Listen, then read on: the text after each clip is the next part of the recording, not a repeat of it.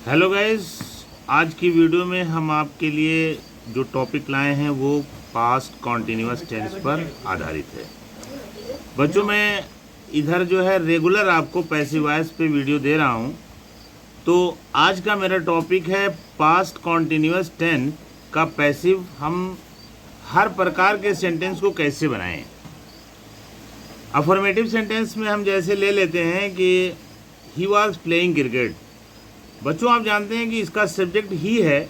जब हम पैसिव बनाएंगे तो बाय हिम लिखा जाएगा ये लास्ट में, जो कि मैंने ऐसे लिखा हुआ है। फिर उसके बाद से जो यहाँ पे क्रिकेट है यही सब्जेक्ट बन जाएगा हमारा पैसिव वॉइस का। तो हमारा इस वाक्य में जो पैसिव बनेगा इस तरह बनेगा कि क्रिकेट के बाद वाज और वेयर में से कोई एक आपको लाना है। क्योंकि क्रिकेट हमारा सिंगुलर नाउन है, एक वचन है, इसलिए सिंगुलर नाउन एक वचन की क्रिया वाज आएगी, वेयर नहीं आएगी। अगर हम वेयर को लगाते हैं तो ये रॉन्ग हो जाएगा, इसलिए यहाँ वाज लगाएंगे।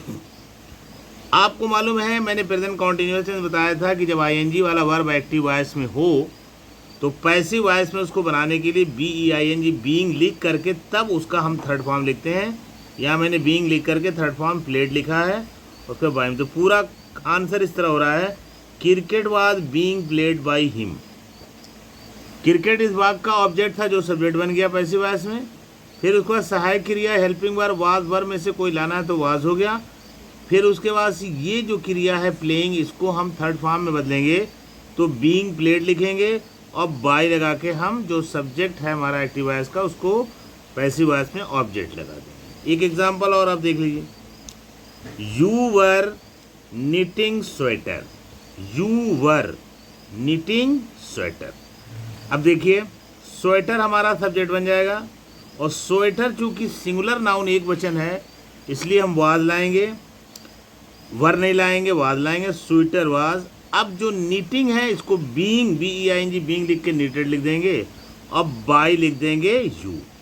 यू का जो यू को हर रूप में यू ही लिखते हैं, बाय लगा के भी यू लिखते हैं और सब्जेक्ट के रूप में भी यू लिखते हैं। जैसे ही का हिम हो जाता है, लेकिन ऐसा यू में नहीं है। यू में सब्जेक्ट में भी लिखेंगे तो यू ही लिखेंगे, ऑब्जेक्ट के स्थान पर लिखेंगे तो यू ही लिखेंगे। तो आपका क्वेश्चन था कि यू वर नीटिंग स्वेटर, तो इसका हो गया कि sweater was being knitted by you. एक एग्जांपल और आप देख लें कि I was writing a letter. बच्चों इसमें देखो आई जो है हमारा सब्जेक्ट है, लेटर हमारा ऑब्जेक्ट है और राइटिंग हमारा ऑब्जेक्ट है। अब यहाँ पर आई के हिसाब से वाज आया है, लेकिन जब हम दूसरा सब्जेक्ट पैसिव वॉइस में ए लेटर लिखेंगे तब भी वाज ही आएगा। तो ये वाक्य बन जाएगा ए लेटर वाज और राइटिंग है इसलिए बीइंग राइटिंग लिखेंगे। A letter was being written by me. Writing को बीइंग रिटन लिखेंगे। अब आप जो हैं कुछ निगेटिव सेंटेंस देख लें जिसमें नॉट लगा होता है, तो हमें कुछ करना नहीं है, वाज वर्ब के बाद इसमें नॉट लगा देंगे। जैसे एक एग्जांपल है कि he was not playing cricket. Cricket was not being played by him.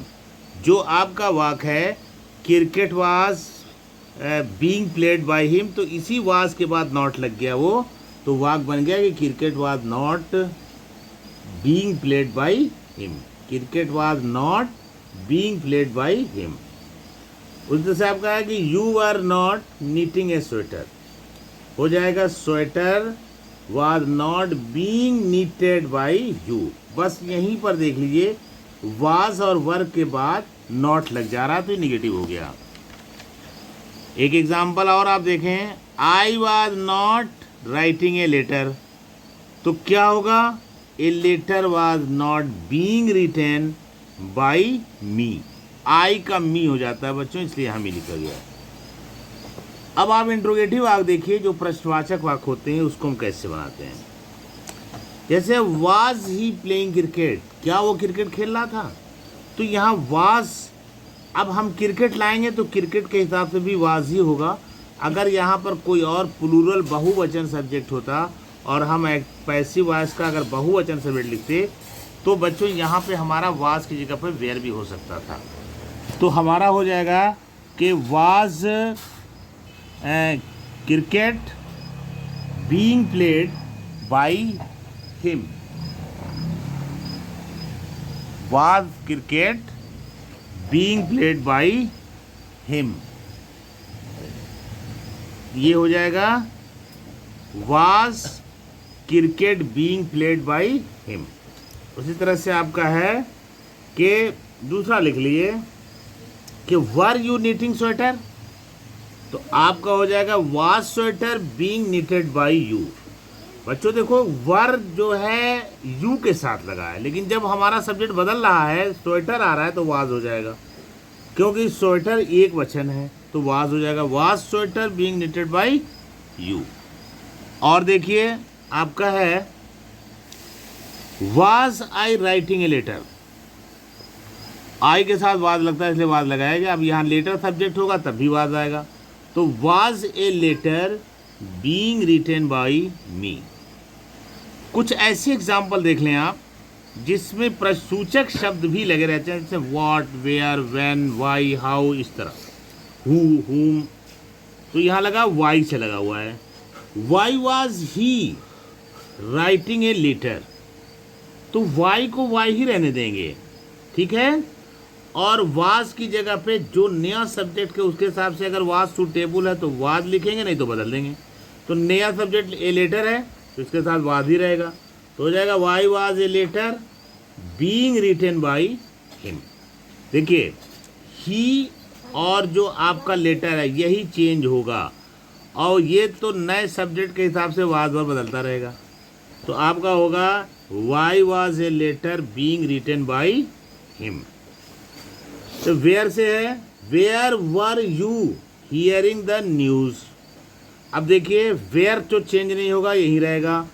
वर बाद में भी हो बदल सकता है जैसा सब्जेक्ट आए, तो न्यूज़ आएगा तो न्यूज़ के लिए वाज करेंगे, तो हो जाएगा where was the news being heard by you. Hear का जो थर्ड फॉर्म होता है वो हार्ड होता है।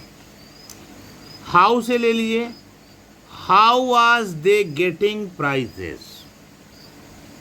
हाउ वर, सॉरी वाज नहीं, दे है ना, how were, WERE, how were they getting prizes. इसका क्या होगा कि how were prizes being got by them. देखिए बच्चों यहाँ दे है तो इसके साथ वर आता है, ठीक है, लेकिन जब प्राइजेस है तब भी वर आएगा क्योंकि बहुवचन में है। अगला देखिए, when was principal delivering speech. अब देखिए when was speech being delivered by principal. बच्चों इसमें देख लीजिए व्हेन का व्हेन ही लगेगा, स्पीच के साथ भी वाज लगेगा और प्रिंसिपल के बाद के पहले भी वाज लगेगा, ठीक है, इसलिए वाज नहीं चेंज हुआ। बस चेंज क्या हुआ, प्रिंसिपल जो है बाई में, बाई के साथ लिख गया, ऑब्जेक्ट में चला गया, स्पीच सब्जेक्ट में आ गया। तो ये हो गया कि when were speech being delivered by principal. Who से देख लीजिए कि who was calling the doctor, तो हु की जगह पे हम बाय हुम लिख देते हैं और इसको हम लिखेंगे was the doctor being called.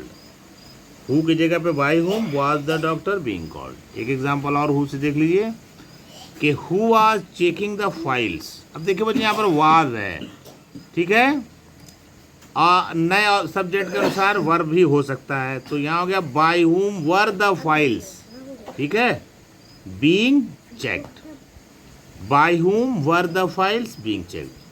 तो बच्चों आज की वीडियो बस यहीं तक, कुछ और प्रश्नसूचक शब्द के साथ वाक होंगे, चूँकि वीडियो लंबी हो जाएगी इसलिए मैं इस वीडियो को यहीं तक रख रहा हूँ।